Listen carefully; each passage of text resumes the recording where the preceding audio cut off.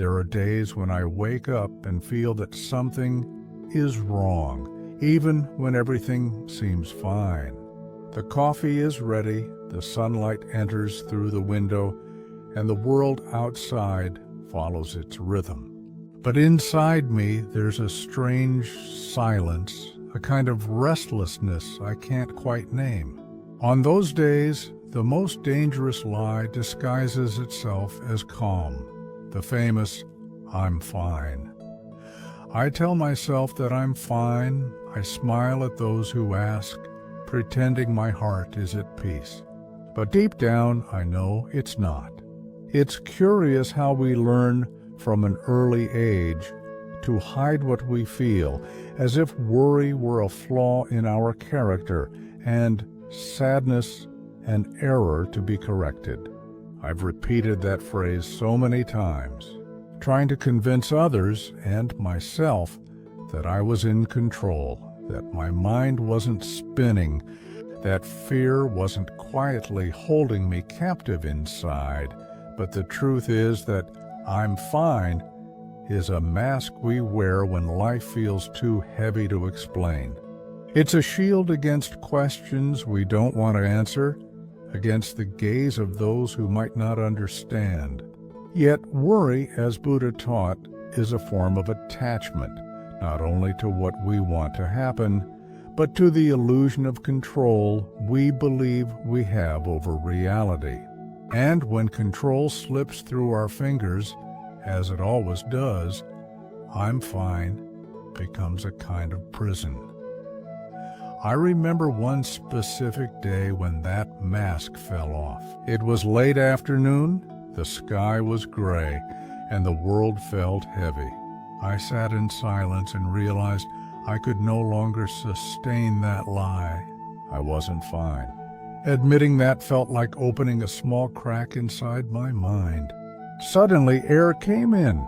It was then that I heard, deep within me, the soft voice of a teacher saying, "Observe your mind. See how it creates suffering, and also see that you are not the suffering it creates." That phrase struck me with the force of something I had always known, but never truly understood. Buddha said, the cause of suffering is attachment, and attachment shows itself in worry, in our constant attempt to control what cannot be controlled, to guarantee what is uncertain. The lie of "I'm fine" is, in truth, the fear of facing life's natural movement. Because if I admit I'm not fine, I have to look within. And looking within often hurts. Over time, I began to realize that worry is born from the illusion of separation. It's as if life and I were on opposite sides, fighting against each other. I want things to go one way, and life insists on another. The more I try to control, the more I suffer. The river never asks the wind to stop blowing. The mountain never complains about the time erosion takes. Yet we humans resist the natural flow of things, and we call that resistance worry. Buddha taught that the mind is like a lake. When we worry, the lake becomes agitated and the water turns murky. We can't see the bottom and everything seems confusing, but when we stop, breathe, and simply observe, the waters begin to calm. Slowly, the bottom reveals itself. In that stillness, the truth appears, not the truth we want, but the one that is. And almost always, it's much simpler than we imagine. For years, I tried to understand why I worried so much. I thought it was responsibility, care, love. But I realized that worry most of the time is disguised fear. Fear of losing, fear of failing, fear of not being enough. "I'm fine" comes as an attempt to hide that fear, like a curtain over a cracked window. But fear doesn't disappear when we hide it. It just changes shape. Once during meditation, I heard my mind whisper, "What if everything goes wrong?" And then something within me answered, What if everything simply is? In that moment, I understood that the problem wasn't what could happen, but my desire for things to happen in a particular way. It was my attachment to my own version of reality that caused my suffering. There was a time when everything in my life seemed to fall apart. A job that didn't work out. A relationship that ended. A loss that hurt more than I expected. And still, I insisted on repeating, "I'm fine." It was like an empty prayer, an attempt to calm something I wasn't even allowing myself to feel. One day, while walking, I came across a monk sitting silently under a tree. I sat beside him, and for a long time, neither of us said a word. When he finally spoke, his words were simple. "You don't need to be fine to be at peace." Those words completely disarmed me. They were so obvious, yet so difficult to accept, because the mind always wants to fix, to solve, to repair. But life sometimes just wants to be felt. And it's in that space of acceptance that suffering begins to dissolve. Worry is like a cloud, dense, sometimes dark, but temporary. The mind creates storms, yet the sky itself never gets wet. The sky remains. And Buddha said, just as the sky is not disturbed by the clouds, the enlightened mind is not disturbed by thoughts.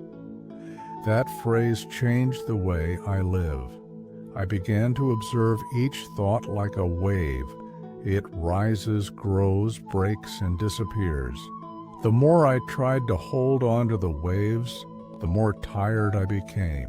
Freedom isn't in stopping the waves, but in learning how to ride them.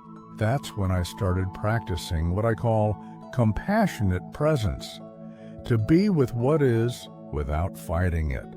Little by little, I learned to feel worry without being consumed by it. When fear comes, I invite it for tea. When sadness appears, I let it sit beside me. I don't run from them anymore. Buddha said that resisting suffering multiplies it, and looking at it with compassion is the beginning of liberation. So I began to treat my mind like a frightened child, not an enemy. I started to speak with it, to comfort its fears, and little by little, it began to calm down. Life went on with its ups and downs, but I'm fine lost its old meaning. Now, when I say I'm fine, it's not because everything worked out. It's because I've learned to be at peace even when things don't go as planned. True peace doesn't come from the absence of problems, but from the absence of resistance. It's when we let the river flow, the wind blow, and time pass. It's when we accept that we won't always have control, but we'll always have a choice. The choice to breathe, to be present, to trust. People often ask me how I managed not to worry so much. And I tell them, I still worry. The difference is that now I see worry arrive, and I don't let it take over. It's a visitor, not a resident. And as the Master Thich Nhat Hanh taught, smile at your worry. It too is part of your humanity. It's curious how something so simple can transform the way we live. Because when we smile at fear, it softens. When we observe a thought, it loses strength. And when we stop lying to ourselves, the heart finds rest. The lie of, I'm fine, is an attempt to protect ourselves from pain. But what truly protects us is truth. The truth that we're not fine all the time, and that doesn't make us weak. It makes us human. I've learned that letting go isn't about abandoning life, but allowing life to move freely without trying to trap it. It's trusting that even when things seem to fall apart, there's a greater purpose revealing itself. It's understanding that everything changes, and that change is not the enemy of peace, it's the path itself. Buddha said, all things that have form are destined to dissolve. And when I finally accepted that, I realized I no longer needed to hold on to anything. Not the past, not the future, not even the illusion that everything must be fine. Now, when someone asks me if I'm fine, I think before I answer. Sometimes I say I'm not, and that's fine too, because the real I'm fine doesn't come from appearances.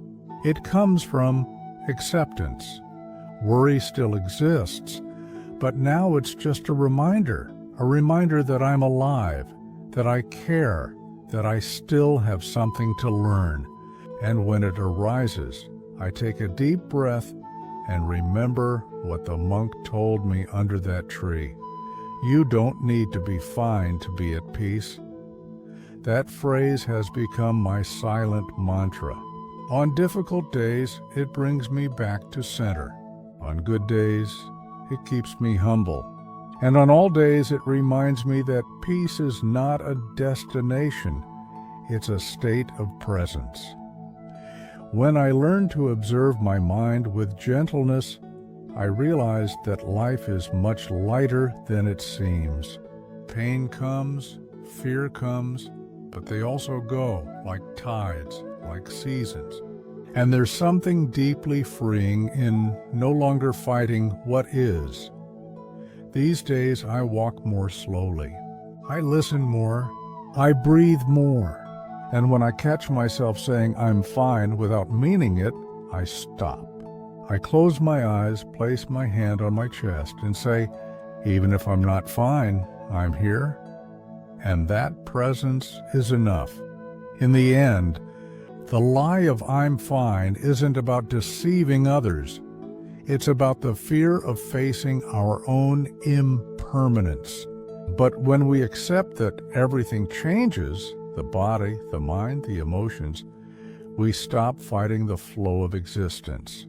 And it's in that moment that the real I'm fine is born. It doesn't come from denial, but from understanding. It doesn't come from strength, but from surrender. It doesn't come from control, but from trust. And it's curious, because when we finally stop saying I'm fine just to escape pain, we start to see that in some deeper way, everything has always been fine. Even on dark days, even in loss, even in stillness. Life doesn't have to be perfect to be sacred. Buddha said that awakening isn't somewhere else. It's right here, in this moment, in this body, in this breath. And when we truly understand that, worry dissolves like mist in the sunlight. Now I understand that truth doesn't hurt. It frees. And peace isn't in saying we're fine, but in allowing the heart to feel what it must feel until the storm passes and the sky clears once more. In the silence that follows tears, there's something that always remains, a calm, steady space that doesn't depend on circumstances. That space is the awakened mind, and perhaps deep down, that's what Buddhism has always tried to remind us of. Peace is not something we conquer. It's what's left when we stop fighting. When I stop and breathe, I feel that the wind doesn't belong to me. Time owes me nothing, and life simply continues. And in that instant, without pretending, without needing to say anything, I just am. And for the first time in a long time, I can say truthfully, without fear, without a mask, I'm fine.